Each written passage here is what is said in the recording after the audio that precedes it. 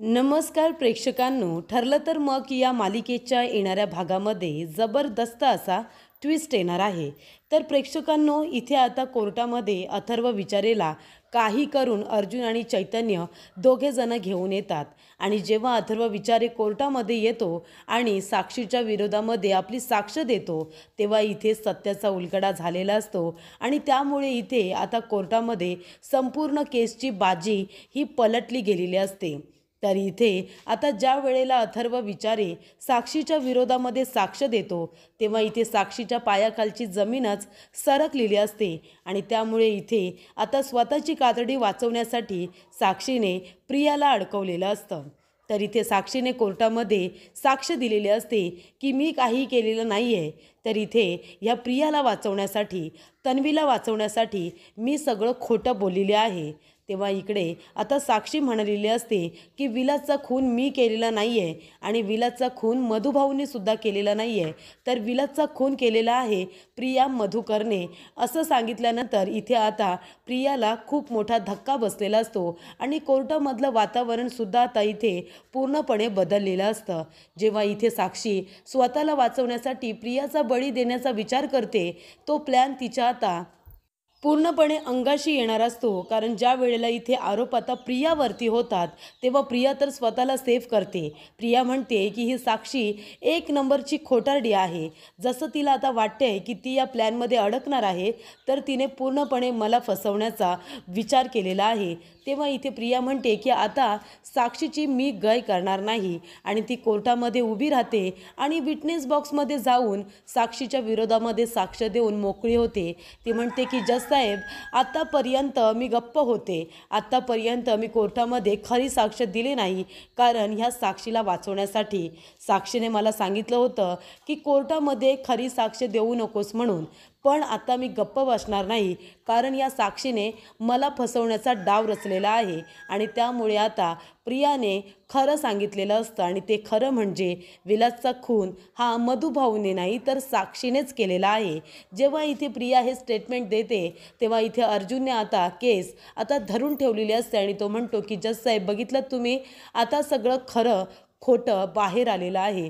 तर इथे साक्षीनेच विलासचा खून केला आहे हे आता या केसची जी आय विटनेस होती ती म्हणजे प्रिया मधुकर, हिने आता साक्ष दिलेली आहे की विलासचा खून साक्षीने केला आहे, मधुभाऊंनी नाही।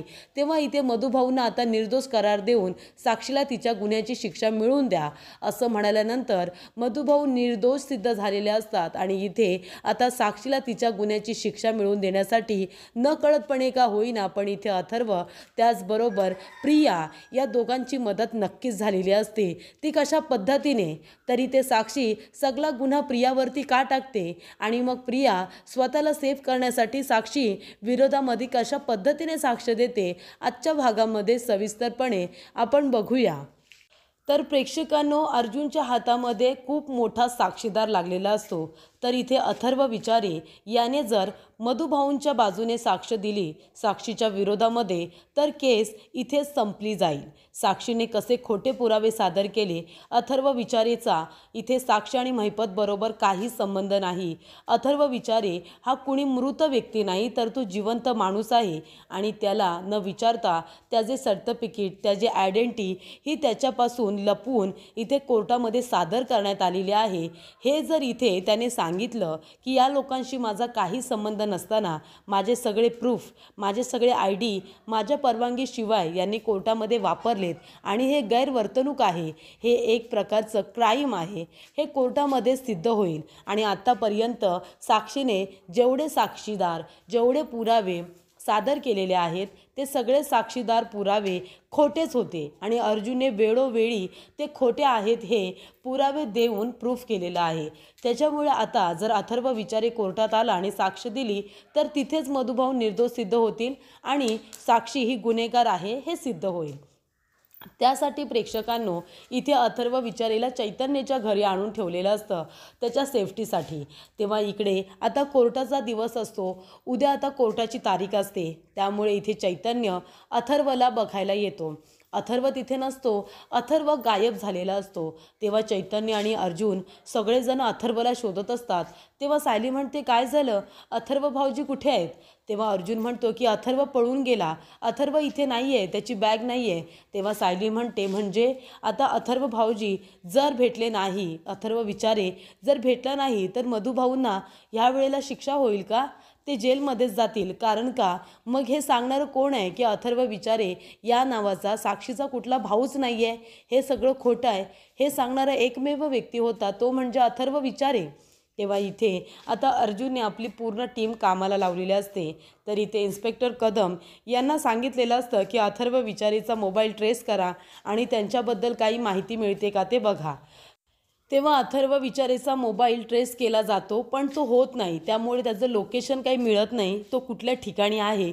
पण त्याचे काही मेसेजेस हे आता मिळालेले असतात आणि त्यातला एक मेसेज म्हणजे इथे चैतन्याला पाठवलेला असतो इन्स्पेक्टर कदम यांनी, आणि त्याच्यामध्ये स्पष्टपणे लिहिलेलं असतं की आता मी इथे थांबणार नाही, मी रत्नागिरीला चाललो आहे माझ्या मामाकडे, तिथे काही दिवस मी लपून बसणार आहे आणि नंतर तिथून सुद्धा मी निघणार आहे, हे असं त्याच्यामध्ये सांगण्यात आलेलं असतं।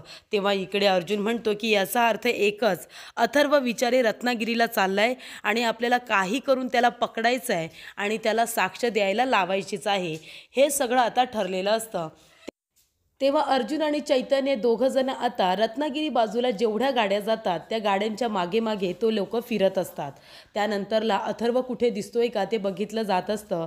एक माणूस अथर्वसारखा दिसतो पण तो अथर्व विचारी नसतो। तेव्हा इकडे चैतन्य आणि अर्जुन दुसरीकडे आता अथर्वला शोधत असतात।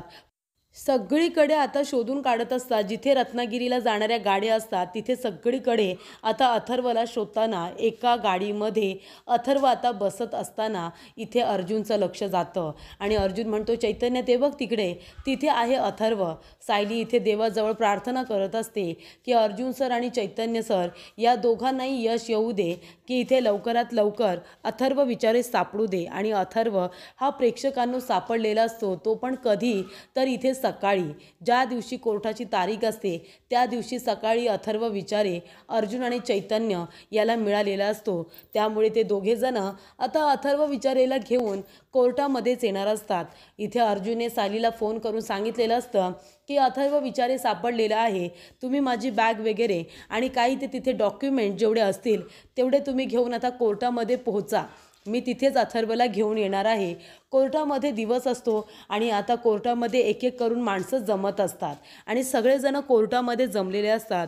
अर्जुन आणि चैतन्याला यायला उशीर झालेला असतो। अर्जुन कधी येणार म्हणून इथे साक्षीचे वकील आता कोर्टाला म्हणत असतात की त्यांच्याकडे काही पुरावाच नाही आहे, म्हणून तर त्यांना यायला उशीर होतोय।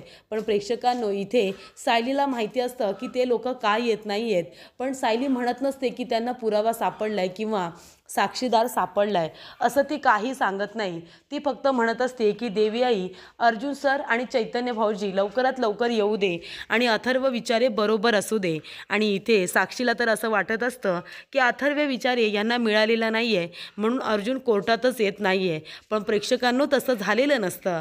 इथे आता खूप उशीर झाल्यानंतरसुद्धा अर्जुन योग्य वेळेवरती साक्षीदार हा घेऊन आलेला असतो, कारण साक्षीचे वकील म्हणत असतात की तुम्ही आत्ताच्या आत्ता इथे आता निकाल द्या, आत्ताच्या आत्ता तुम्ही साक्षी शिकरे हिला निर्दोष सिद्ध करा आणि मधुकर पाटील यांना गुन्हेगार म्हणून घोषित करा, कारण इथे आता अर्जुन सुभेदार हे येणारच नसतील तर कोर्टाचा वेळ का वाया घालवायचा, आधीच या केससाठी खूप दिवस वाया गेलेले आहेत।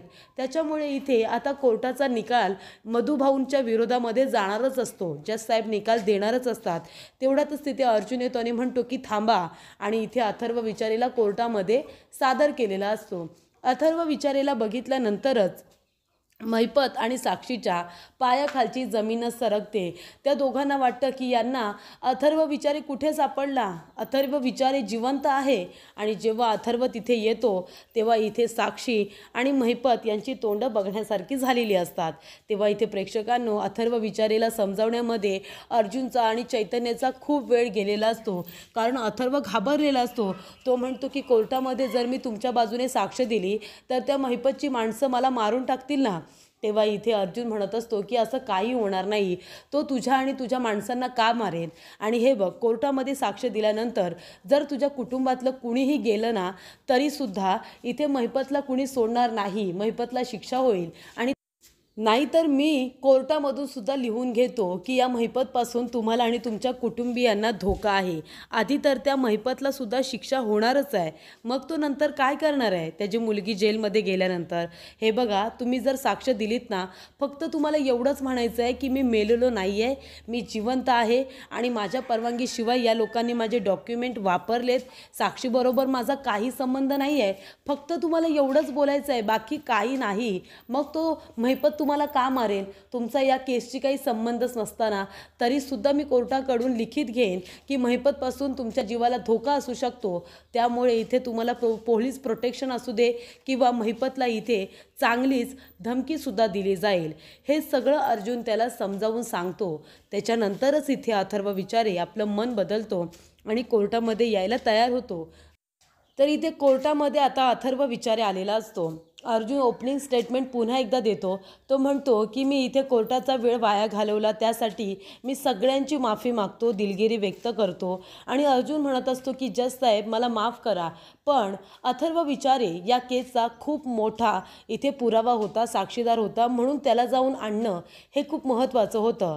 म्हणजे अथर्व विचारे मागच्या केसमध्ये इथे साक्षी शिखरे यांनी सांगितलं होतं की तो त्यांचा भाऊ आहे आणि त्याच्या अंत्यविधीसाठी त्या गेल्या होत्या ज्या वेळेला विलासचा खून झाला.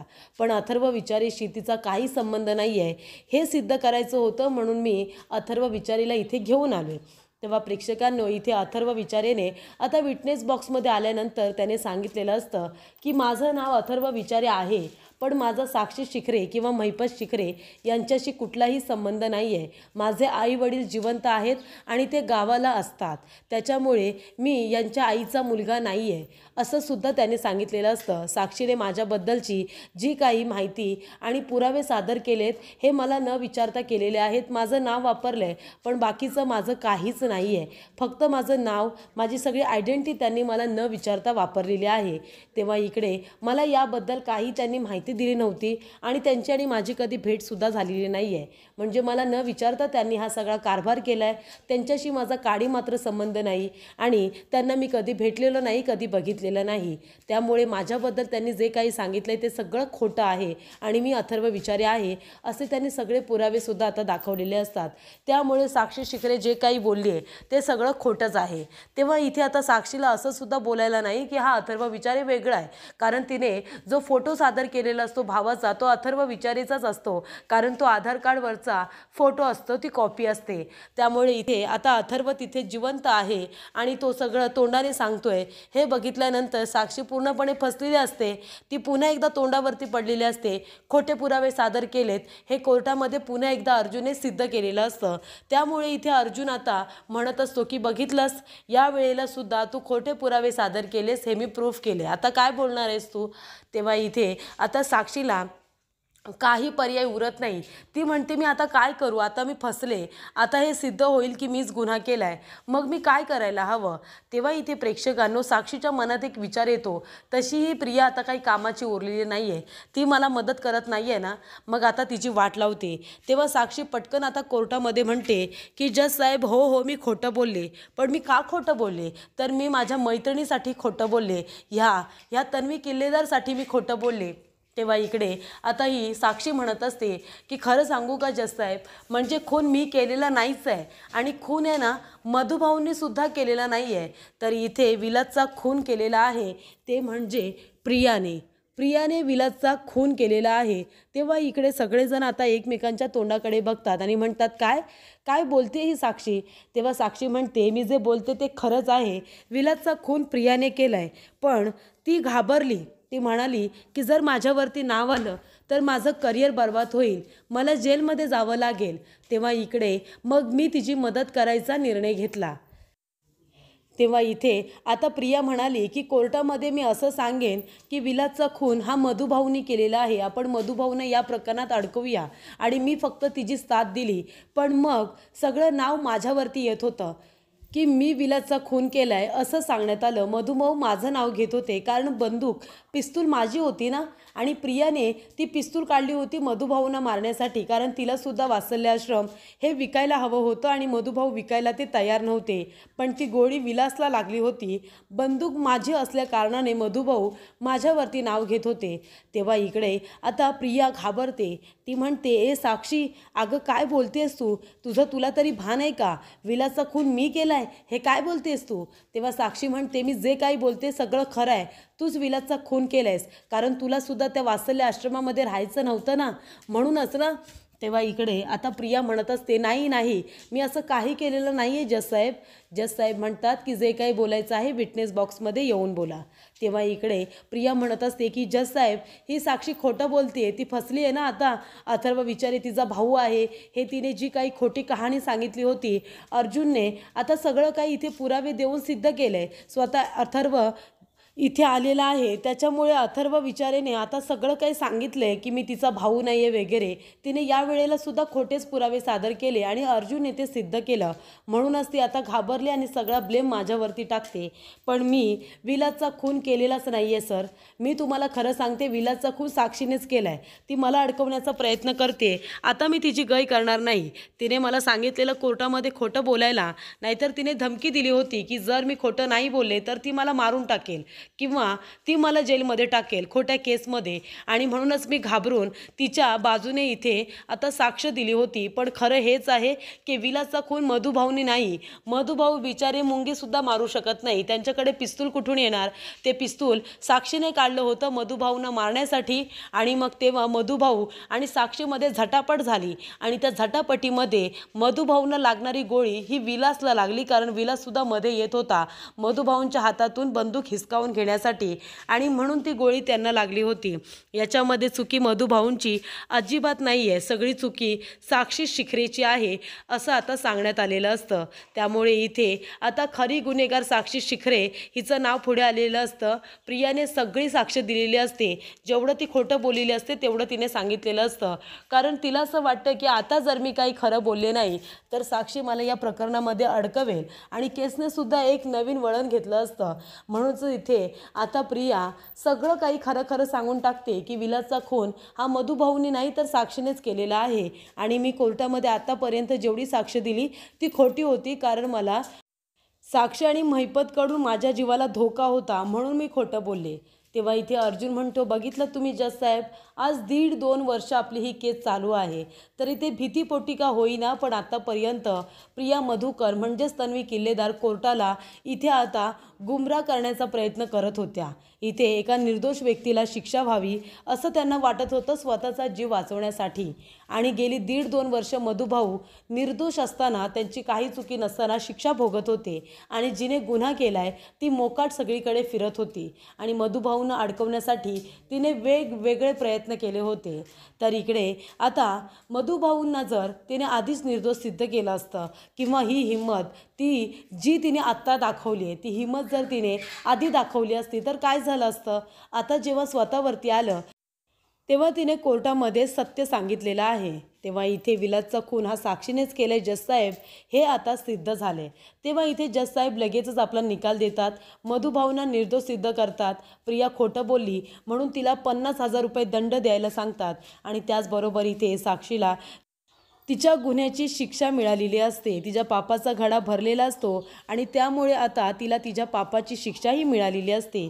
त्याचबरोबर अथर्व विचारेला महिपतकडून आणि त्याच्या माणसांकडून कुठल्याही प्रकारची दुखापत होता कामा नये. जर त्याला काहीही झालं तरीसुद्धा महिपतला त्याच्यासाठी शिक्षेस पात्र ठरवलं जाईल असं सुद्धा कोर्टामध्ये अर्जुनने आता लेखी स्वरूपात घेतलेलं असतं.